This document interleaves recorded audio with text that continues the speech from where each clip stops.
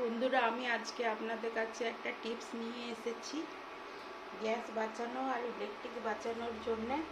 আপনারা কুকারে ভাতটা তৈরি করার পর এই যে ডেকচির মধ্যে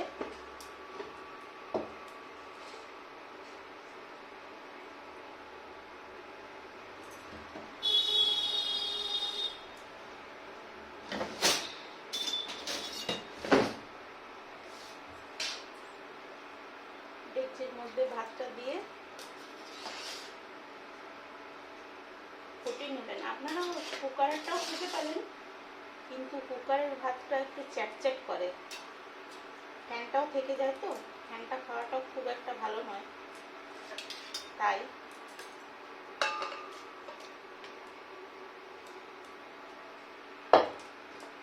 এটা কি হবে, আমার গ্যাসটা বাঁচবে।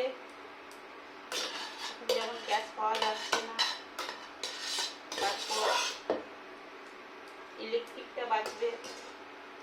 এরপর দেখুন আমি জল দিয়ে দিচ্ছি।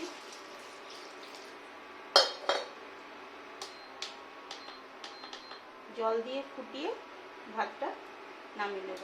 এটাতে আপনার সময়ও কম লাগবে, আর গ্যাসও বাঁচবে, আর ইলেকট্রিকও বাঁচবে। এইভাবে করতে গেলে আমাদের অনেকটা সংসারে সঞ্চয় হবে। আচ্ছা, আবার দেখা হবে অন্য কোনো ভিডিও নিয়ে।